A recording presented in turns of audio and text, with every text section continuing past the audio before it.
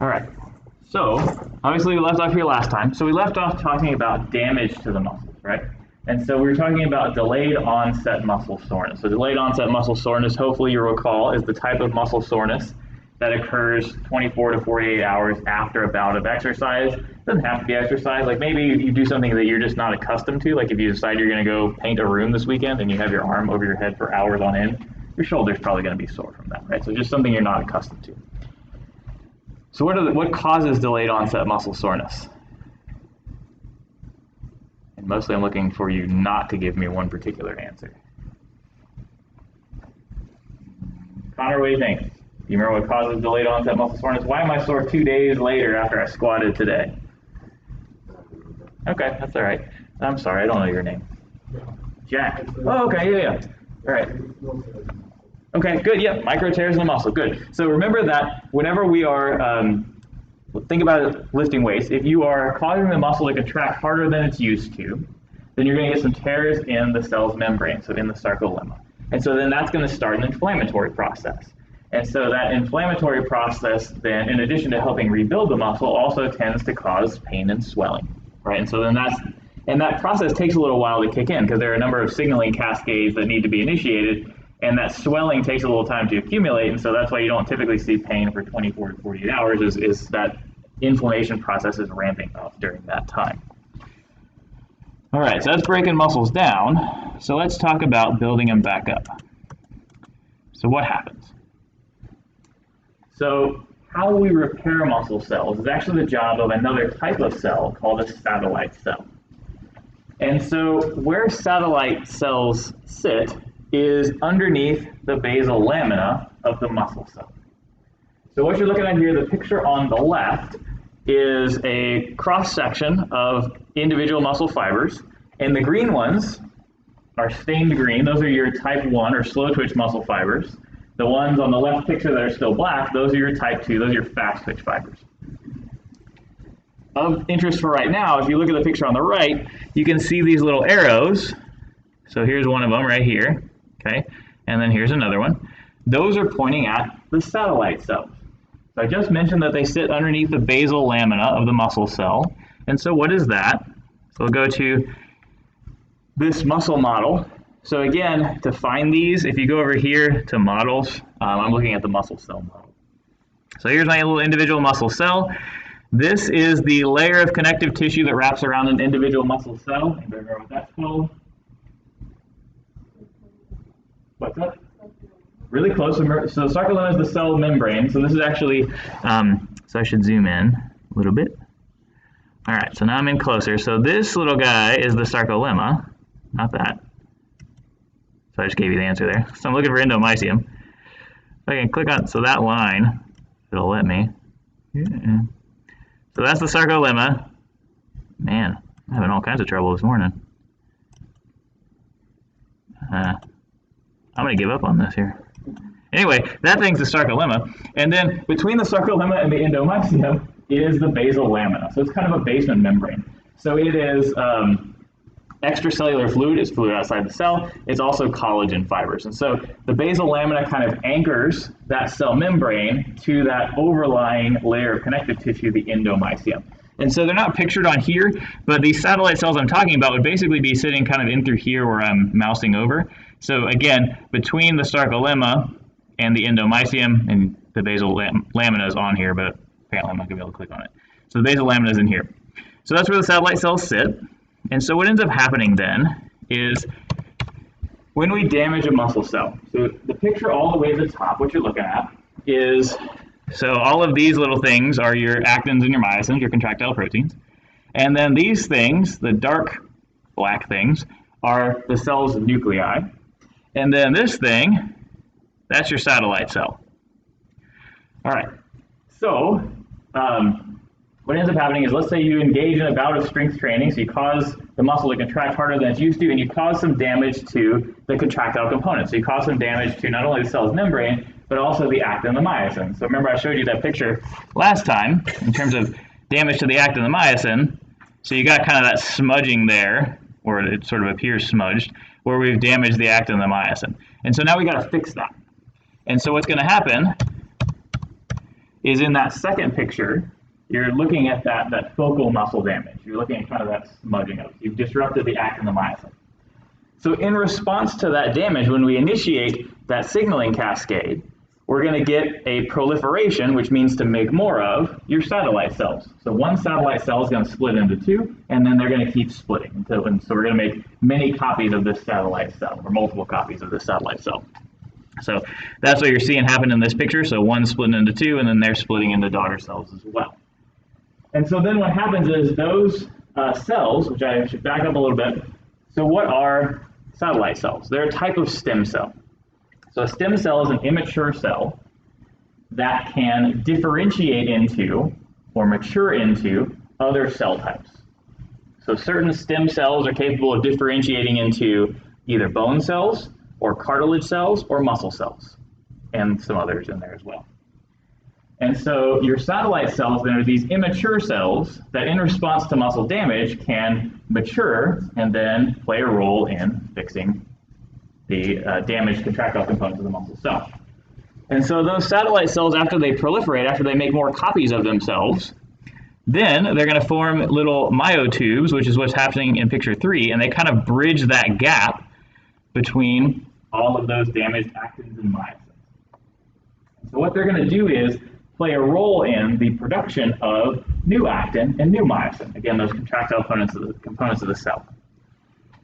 So one of the things I mentioned at the outset of this chapter is that skeletal muscle cells are multinucleated, which means they have more than one nucleus. Anybody remember the significance of that? I know, it's a tough question for a Friday morning. What's inside of the nucleus? What's it contain? I know somebody knows that one. What's that? What'd you say, Connor? So the mitochondria sit outside of the nucleus, but good guess. Yep, DNA. So the nucleus contains your DNA, or the cell's DNA, and the easiest way to conceptualize DNA is the instructions to build proteins. And so remember, actin and myosin, those are proteins. So the instructions to build those proteins then sit inside of a cell's nucleus, of a muscle cell's nucleus. And so what we have to do is we have to make a copy of the instructions to build actin, the instructions to build myosin, and any of the other proteins that we're going to need. And so messenger RNA does that. So we make a copy of those instructions. We take them outside of the cell's nucleus, and then we translate that copy of the instructions into an actual protein. And so what does that? So to go back here, we'll see how the muscle model feels like treating me now. All right, so we'll zoom back out. So again, this is an individual little muscle cell. So this purple thing's the nucleus. These little yellow things are the ribosomes. And so the ribosomes are the organelles that actually assemble proteins. So we're going to take copies of the instructions to build actin, to build myosin from the nucleus, migrate them out into the sarcoplasm, and then the ribosomes are actually going to assemble those proteins. They're going to build them, right? And so again, those are the little yellow things. The green things here are the mitochondria. So why all of that matters is after we rebuild this muscle cell, after we reconstruct everything, we've made new actins and new myosins, the nuclei from those satellite cells actually fuse with the muscle cell. So the muscle cell, after it rebuilds itself, has more nuclei. And so again, why that matters is a cell with more nuclei is capable of building more proteins. So it's more effective at repairing itself and maintaining itself is a way to think about that. So the satellite cells are the ones that initiate that repair, and then again, their nuclei fuse with the muscle cells. So we've got additional nuclei. So basically, more copies of the instructions, so we can build more proteins. So that's one of the good things about them. Other things about satellite cells. They decline with age, especially in your type 2 or your fast twitch fibers. And so why does that matter? Well, if you've got less satellite cells, the muscle cell is less capable of repairing itself. And so one of the things that we see with aging is people lose muscle mass, but in particular, they lose their fast twitch or their type 2 muscle fibers. They're going to atrophy, and you're going to we'll see a decrease in their total number of fibers. And so part of the reason for that is because of the reduction of satellite cells that we see as part of the aging process. Those type 2 fibers can't repair themselves anymore, so then when they get damaged, We just can't rebuild them, and the muscle cell then gets infiltrated with fat and connective tissue. Other important things. So because those nuclei from the satellite cells get incorporated into the muscle cell, if we detrain, so to initiate this process, you had to do something like lift weights, right?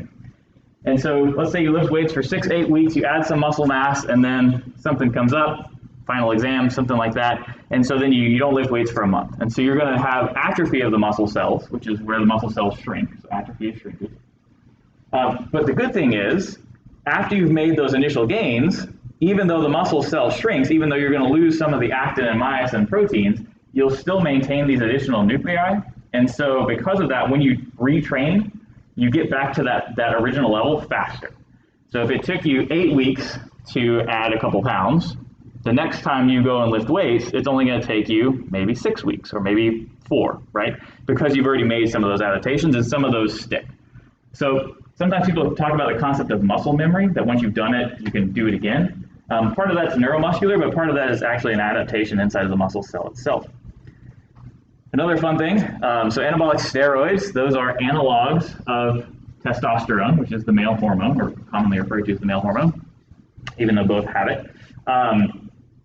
But one of the things that anabolic steroids do is they cause a splitting of the satellite cells. So if you've got, if you have extra high doses of testosterone, you can make more satellite cells, and so the muscle cells can repair themselves faster. So sometimes athletes talk about that they took anabolic steroids not to get bigger or stronger, but to recover faster. And so one of the reasons they're able to recover faster is because of this proliferation of satellite cells.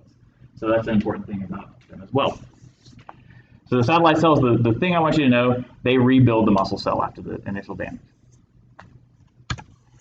All right. So primarily what we do when a muscle cell hypertrophies. So we talk about hypertrophy, we're talking about growth, right? So muscle cell hypertrophy is that the individual cell gets bigger. And so effectively what happens is that if we look at, and I'm going to use this one again. If we look at, so there's my little myofibrils right here. And so again, if we zoom in some, maybe, there we go. All right, so then you got myosin here surrounded by actins.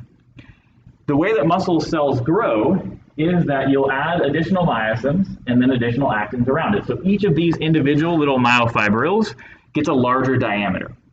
And so as each of these myofibrils grows, so as this one grows bigger in diameter and the one next to it grows bigger in diameter, the cell on the whole increases in size. And if we do that throughout a muscle, then the entire muscle overall gets observably larger. So that's the process of muscle hypertrophy, is you add more actin, more myosin, myofibrils increase in diameter, and as that occurs across the cell, it gets bigger. Across the muscle, it gets bigger. So that's the process of muscular hypertrophy. But all hypertrophy isn't necessarily created the same. So there are a couple different types of hypertrophy. Myofibrillar is the one you see there on the left, and then sarcoplasmic is the one you see on the right. So the little red dots then are the myofibrils, and then all of the pink stuff around them, so that's a cross-section of a muscle cell, all the pink stuff around them is the sarcoplasm of the cell, right? That fluid-like material that everything floats around in. And so one of the things we see is that in response to certain types of training, so particularly high volume training, you can get an expansion of the cell's diameter. It gets bigger, but it hasn't really added very many more actin or myosin components. So in the case of sarcoplasmic hypertrophy, the cell on the whole gets bigger, but it hasn't added very much more actin or myosin. So for example, there's a study, I'm pretty sure it's from 2019, where they put people through 32 sets of 10 of some exercises for 6 weeks. That's a whole lot of volume. And at the end of that program, of those 32 sets of 10, I think they did it 3 times a week for 6 weeks, everybody in that program, their muscles grew in size.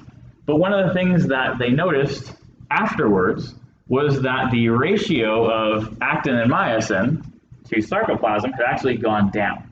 So even though the cell had gotten bigger, they hadn't really added many more contractile components. So they're going to look bigger, right? But the muscle cell itself doesn't have very much more actin or myosin. And so again, actin and myosin are the contractile components, so they're the ones responsible for generating muscle tension. So this is one of the things that's kind of hot topics, if you will, in strength training. So there are basically two ways to cause a muscle to grow in size. One is to cause it to contract harder than it's used to, right? So to develop more tensile force. And another is to induce metabolic stress, to cause it to run through its ATP without being able to replenish it. So we see metabolic stress in the case of high volume training. So somebody's doing sets of 12 or sets of 20, 15s, and they're doing multiple sets, things like that. That's high volume training. You're causing the muscle cell to run through its ATP phosphocreatine. You're causing it to generate lactate and all of those things. You're causing metabolic stress, but it's not really having to contract that hard. Because if you can lift that weight 20 times, that's not near as intensive a contraction as if you can only lift that weight 3 times, right? Another way of inducing metabolic stress is to basically cut off blood flow to that muscle cell. So one of the ways that that's done is called blood flow restriction training. There's different ways to do it. Basically, one way is you take a blood pressure cuff and pump it up a little bit, and then you have them do a bunch of contractions. And it's super uncomfortable. But you don't really have to load the muscle to do that. You're inducing that metabolic stress. And so you see muscle growth after cutting off blood flow to the muscle, right? Because of inducing that metabolic stress. And so that's good for rehab. So like if somebody can't really, if they injure their ACL and they can't really do very heavy weight yet, we can induce metabolic stress to try to get the muscle to regrow without really loading the muscle. So that's an advantage of that. But again, the type of growth that we see is a little bit different. So the muscle cell is bigger, but because we haven't added more actin, more myosin, and this part's important, it's not as strong and it's not as powerful. Okay? So they look bigger, but the muscle is not as functional, if you will, because they haven't added more actin, more myosin. As opposed to on the left side, if you induce muscle growth primarily through causing the muscle to generate more tension, so basically if you lift heavy weights, then what you're going to see is the muscle cell grows, but the primary mechanism of growth is by adding more of the contractile components, more actin and more myosin. So the growth you see there on the right is more of that high volume kind of training. So what bodybuilders do generally, like 8s to 15s, high repetitions, high number of sets, those kinds of things. And then the one on the left here is the type of growth that we see in response to heavier weights. So 8 or less, but more like 5 or less for most of your training. Why does that matter? That matters for our athletes, right? We want our athletes not necessarily to be larger most of the time, but we definitely want them to be stronger. And so if we have them doing like really high volume training all the time, they'll get bigger, but they're not going to get that much stronger. So we have to do some higher intensity stuff in order to maintain that ratio between the contractile components and the sarcoplasm. And so just as an aside, because one of the other contemporary debates, if you will, or contemporary things, people talk about functional training. That like, oh, bodybuilding stuff isn't functional, right? That what you're doing is unnatural types of muscle growth. And so when people talk about functional training, they often act like it's a new thing. This is a cartoon from a muscle magazine from 1950. And so the guy on the left there, his name is Bosco, the character in this magazine called Strength and Health, which I referenced last time. And so Bosco is an Olympic weightlifter, right? And so Bosco has what they would refer to as functional strength. Like he's actually strong. He lifts heavy weights. He does, snatches and cleans and jerks and presses. And the guy on the right there is Joe Weider, who I mentioned on the first day of class. So Joe Weider was one of the guys who coached Arnold, right? So he played a role in bringing Arnold over to the U.S. and also coached him early in his career. And so Weider was kind of, in some ways, the father of modern bodybuilding. And so his magazines were all about like doing lap pulls and all those kinds of things. And so the joke in this particular magazine, which is an Olympic weightlifting magazine, was that what the bodybuilders were doing was non-functional, right? Like, so he's bigger, but like, what can he do? As opposed to Bosco there on the left can throw 500 pounds over his head because he is functionally strong. And so again, that kind of speaks to that different type of muscle hypertrophy. Sarcoplasmic in the case of Weider there on the right versus myofibrillar in the case of Bosco there on the left. And by the way, in 1950, when this cartoon came out, we didn't even know how muscles contracted. That process that I told you all a couple times ago wasn't even elucidated until the mid-1950s. So anyway, as an aside. All right, so we talked about hypertrophy, key word to know. So again, muscle hypertrophy is muscle growth. The individual cell gets larger. What about hyperplasia? So hyperplasia is additional muscle cells. It's cell splitting. And so the question is, do human muscle cells grow, or do human muscles grow by their cells splitting longitudinally, or is it pure hypertrophy? Is it pure individual cell growth? And so I think where that question becomes more interesting is with somebody like Thor. So that's Thor deadlifting at this year's Arnold Classic right before the world closed down. And so Thor weighs about 440 pounds, or he weighed about 440 pounds at the time. He's leaner now, but he weighed about that at the time. And based on his body fat percentage, Thor has somewhere in the neighborhood of 330 pounds of lean mass. And so that is everything that's not fat. So that includes muscle mass, but it also includes bone and water weight and all that kind of stuff. But I've heard physiologists speculate that that's the highest amount of lean mass that any human has ever attained. 330 pounds of non-fat mass, right? And so to get that big, did he entirely get that big through individual muscle cells growing, or did you have to get some splitting?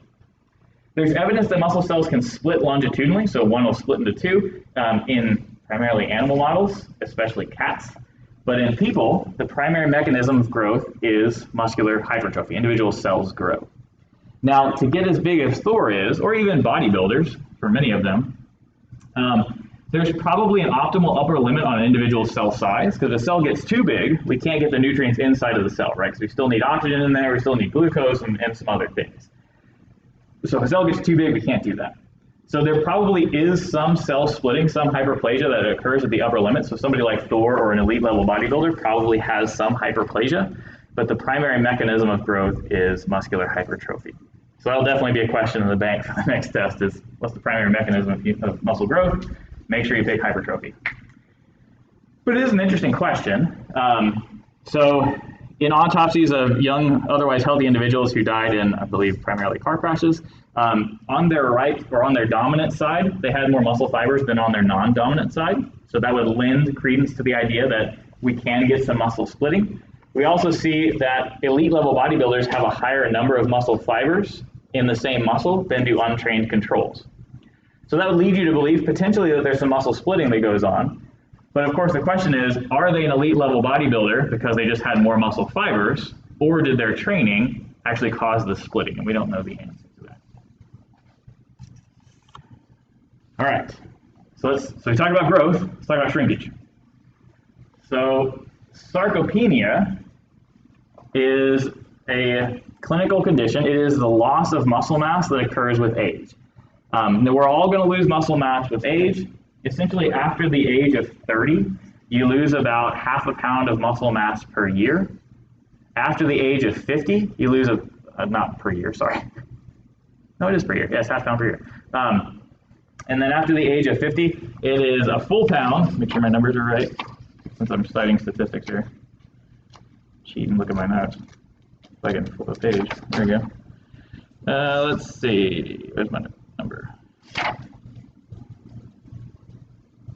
I don't know. Anyway, full pound. Let's go full pound per year after the 50, after you turn 50. So why that matters, when people hit, or between the ages of 25 and 80, you lose about half your muscle mass. So if I lose muscle mass, why does that matter? Why does it matter that your grandma or that somebody in their 80s doesn't have as much muscle mass in their 20s? Thoughts? Why is losing muscle mass bad? Okay, yep. So muscles, as they contract, cause the bones to die, cause the bones to get bigger and stronger, and so the muscles help you maintain your bone density, for sure. That's a great answer. What else? What else does it matter if I lose muscle mass? Yep. So you lose your strength to do your activities of daily living, so you're more likely to fall. And if you're more likely to fall, you're more likely to have a fracture because you probably also have bones that are less dense. And so if you are, 75 and you fracture your hip, you may not be a good candidate for replacement. And that can kind of start this downward spiral toward the end of life, right? So that's bad. Other things, muscle mass has a pretty significant impact on your metabolism. So muscles take a lot of energy to maintain. So the more muscle mass you have, the more calories you can consume, and the more calories you can burn just sitting around. It's called your resting metabolic rate. So for most of us, about 2/3 of the calories that we burn per day, we burn as part of our resting metabolic rate, just maintaining muscle mass, the energy that it takes to keep your heart beating, to keep breathing, all that kind of stuff. And so as you lose muscle mass, then your resting metabolic rate declines. So the decline on that is that your resting metabolic rate drops about 3% per decade in adults. And so then why that matters is if you keep consuming 2,000 calories a day, but because of losses of lean mass, you only need 1,500 calories a day, you're going to put on a lot of additional fat mass. So there are a number of reasons, and so then you become more likely to be diabetic. Also, you store carbohydrates inside the muscle, so then that affects your diabetes risk. So there are a number of different reasons why we want to hang on to our muscle mass. So what you're seeing there on the left, so obviously as a young active person, so what this is it's a cross-section of the thigh. And so you've got then, so this is the right thigh. So here's all the quad musculature here, and then you got the hamstring musculature and the groin musculature over here. And so you can see between these two legs, they're both similar size, right? So obviously the young person's a little bit bigger, but the one on the right's a similar size leg, but what is all of this stuff? Yeah, subcutaneous fat, right? And so the actual muscle mass is quite a bit smaller. In addition to that, notice how thick the cortical bone is here, as opposed to, you got a much bigger, this is called the medullary cavity here, and so much thinner cortical bone there. So this person on the right is much more likely to fracture their leg and fall there. Just less bone. So, again, more likely to fall, resting metabolic rate goes down, all that kind of stuff. But age, so it is age related. So the person on the left, so both of these individuals are 72-year-old women. The one on the left is still active, the one on the right is not. Again, similarly sized thighs, but the one on the right has much more fat mass. So the body generally works on a principle of use it or lose it. So in order to maintain your muscle mass, you have to exercise it. Remember, to use your type 2, your fast twitch muscle fibers, you either have to lift heavy things or you got to move fast. Those are the only two ways you can access those type 2 muscle fibers. And so as we get older, we move less, but certainly we move less heavy things and we don't move fast very often, right? And so then that leads to those losses of type 2 muscle fibers. So maintaining those fibers is really important with age to keep your metabolism up, but also to maintain independent living. The other thing I would tell you, because I think it's relevant from a strength training standpoint, is it costs a lot of energy to rebuild those muscle cells. So all the stuff I was talking about with satellite cells and the rebuilding process elevates your resting metabolism by as much as 10% for 2 to 3 days following exercise. So sometimes people are like, I like, running on the treadmill or doing whatever other cardio stuff because I can see I burn 500, 700, whatever calories. And lifting weights, you don't really burn that many calories. And that's true. During the actual exercise, you don't. But as part of the rebuilding process, you burn quite a few more. And after, I think it's from one study, it was 6 weeks of consecutive resistance training, they increased their resting metabolic rate 7%, right? So you can now have 7% more calories and maintain weight. So there's that.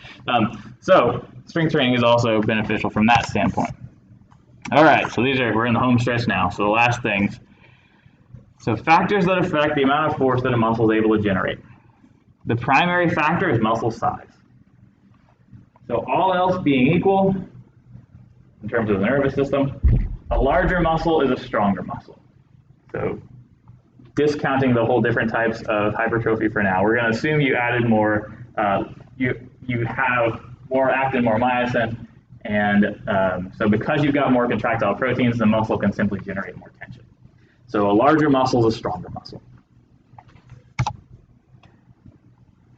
Also related to muscle force development is a particular muscle's architecture. And so what architecture refers to is the arrangement between the muscle cells and their tendon. And there's two basic types of muscle architecture, so I'm going to show you what those are. So the two basic setups are fusiform muscles, also known as strap muscles, which is the one here on the left. And then everything else is a pinnate muscle. So in fusiform or strap muscles, the muscle fibers run from one end of the muscle or one tendon to the other, and they are in parallel with the tendon. So they're in a straight line with the tendon. And so we see that in really long muscles like your sartorius muscle, which is the longest muscle in the body. It starts up here on your pelvis, kind of about where your belt is, runs the length of your thigh down to the medial aspect of your knee, and inserts on the medial aspect of your tibia. So that muscle is one of these strap muscles. All those muscle fibers are really long. They run from one end to the other.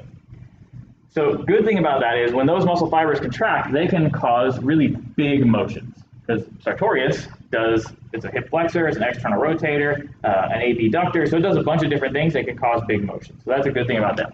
But they're relatively weak. So most of our muscles are pinnate muscles. And so again, all of these are different sorts of pennation. But a pinnate muscle is where the muscle inserts not in parallel with the tendon. So there's a little bit of an angulation. So in the case of a unipinnate muscle, there's one set of fibers coming off here. Those tend to be stronger muscles because we can stack more muscle fibers in contact with the tendon. And the more muscle fibers we got in contact with the tendon, the more tension we can generate, so we got a stronger muscle.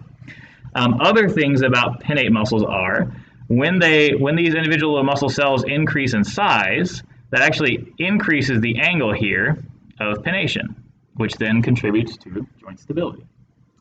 And then a bipinnate muscle, so you see this, the unipinnate setup in some of the muscles of the lower leg. The bipinnate setup in the rectus femoris, which is the middle quad muscle, has that setup, a tendon kind of along the midline. And then multipinnate, we see in the deltoid. So you got all the different heads contributing to one tendon. So muscle architecture is the second one. Then the passive components of the muscle. Anybody remember what those are?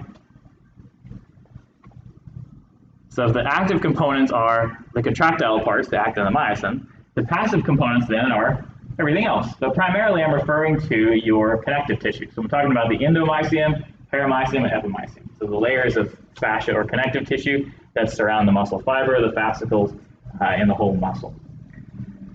So as you get stronger, so as you lift weights or do a lot of jumping or sprinting or those kinds of things, you're also going to lay down some additional collagen. So the connective tissue around the muscle is going to get stronger because if the contractile components just get stronger, but the insertion into the bone doesn't, or their connection to the tendon doesn't, well, then you're going to get damage to the muscle. We don't want that.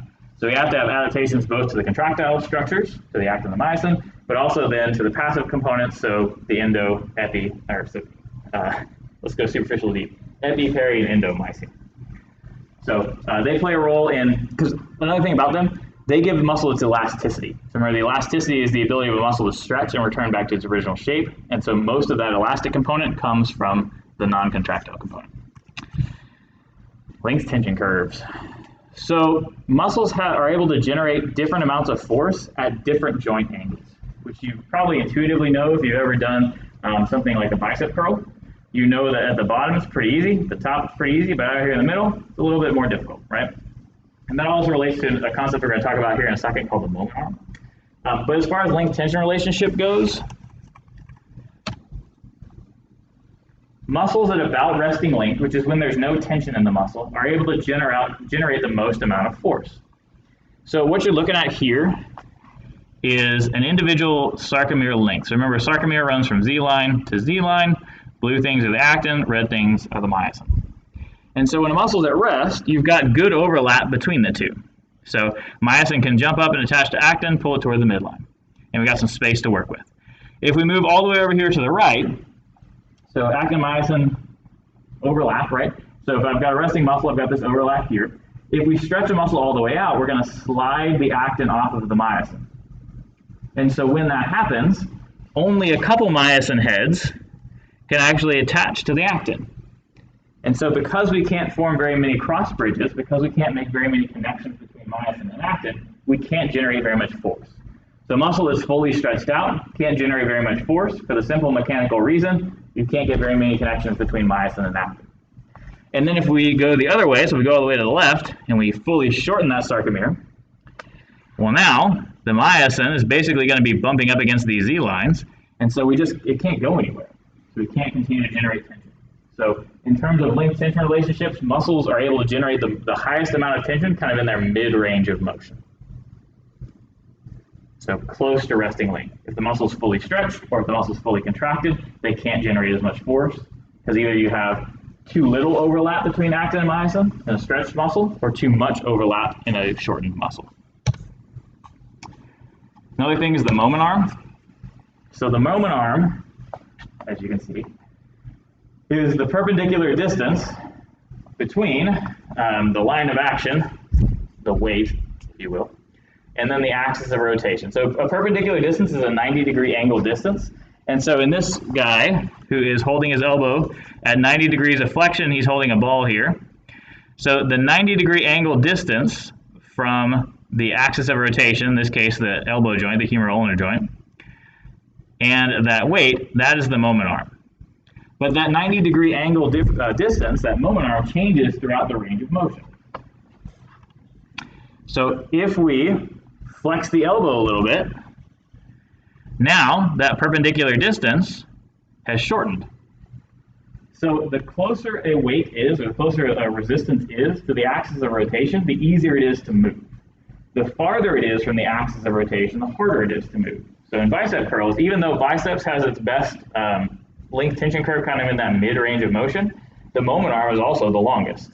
So the weight is the farthest perpendicular distance from the axis of rotation, so it's going to feel the hardest.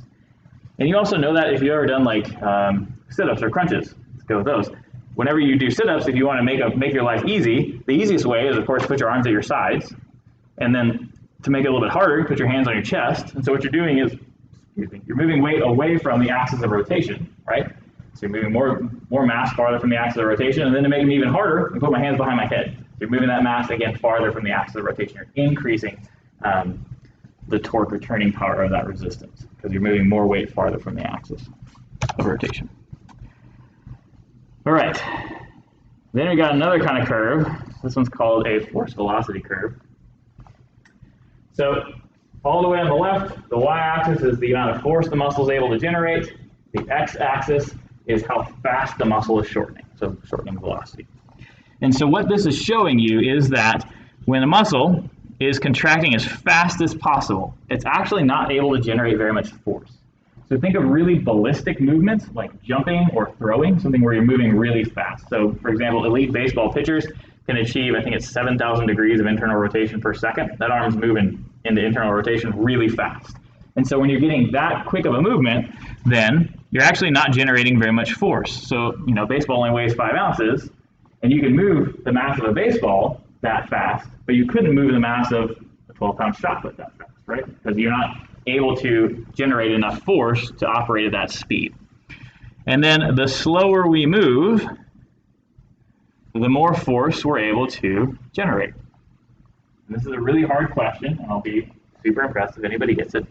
But why is that? And think about motor units. Why is it if I'm moving really fast, I can't generate very much force, but if I'm moving really slow, so this is an isometric contraction where the muscle is like not changing in length. So think about it like somebody's doing a bench press and they get stuck in the middle. That's what's going on here at the y-axis. So why is that?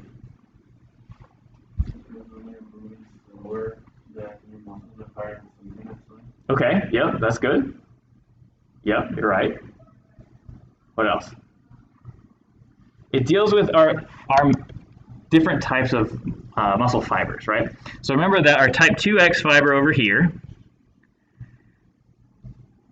can generate 50 grams of force in less than 50 milliseconds. Versus our type 1 fibers over here generate 5 grams of force, and it takes them 100 milliseconds to do it.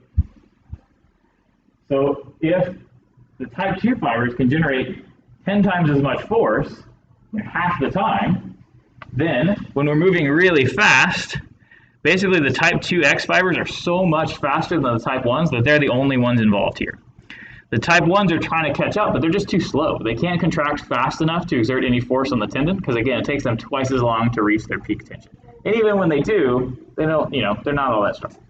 So effectively, this is kind of the inverse of that ramp thing I was showing you last time, where when you're moving as fast as possible, so again, really explosive things, throwing, jumping, those kinds of things, only the type 2X fibers are active over here. And as we slow down, now the type 2As can catch up. And as we go really slow, so this is kind of like a maximal bench press, deadlift, squat, etc., where you're lifting a lot of weight and you're not really moving very fast. That's what you're seeing just on the right side of the y-axis. And so now all your fibers are activated, so synchronous firing like you were referring to. Yep. And so over here, you got, again, all those fibers.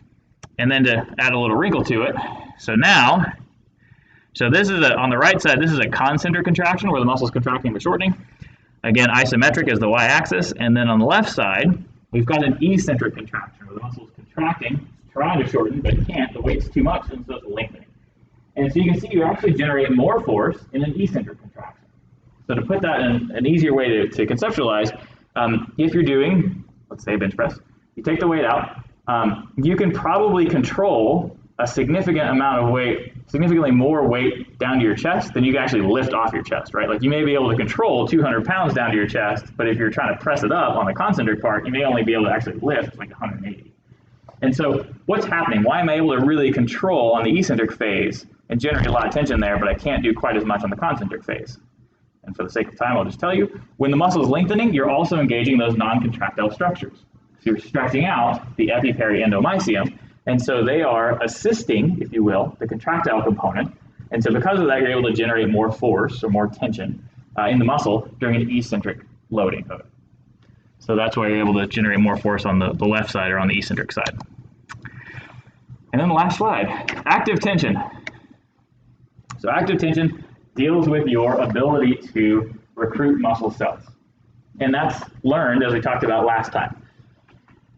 So one of the things that I described last time was that little, that ramp that I just mentioned a minute ago, where you had type 1 at 50% or less of your 1 rep max, type 2A between 50 and 75%, and then type 2X above 75%. Of course, that's an approximation. Those aren't hard numbers. But so the idea is that you get that sequential and orderly recruitment of motor units. But in people who are untrained, they can't really get to those type 2X fibers. If you have them, like just take somebody off the street and say, okay, we're going to see what you can deadlift, because deadlift's a pretty straightforward lift. I can just pick that weight up. If you do an EMG, so an electrical activity analysis of their quad muscles or of their hamstring muscles, would probably be better for deadlift. You're going to see that they're only able to activate 3/4 or less of their muscle fibers. Their brain is not capable of accessing all of those fibers at one time. And so that's actually learned. So as you expose the body to greater and greater resistances, you learn to recruit those motor units. So you get more powerful with training, in part because of an improvement in motor unit recruitment. You can actually the brain can access those type 2X fibers. So the graphic you're looking at here, and I alluded to this last time, when people first start a weight training program, you'll notice that they get significantly stronger within a couple weeks, but they're not bigger. The muscles haven't added any additional mass. The muscle cells themselves haven't added any more glycogen or glycolytic enzymes or any of those kinds of things, but the individual is still stronger. What happens? And what happens is you got a change in the nervous system.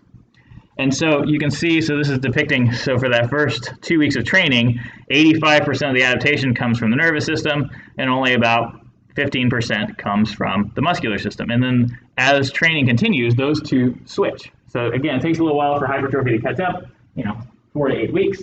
And so in the interim, the primary way that we get stronger is through neuromuscular adaptation.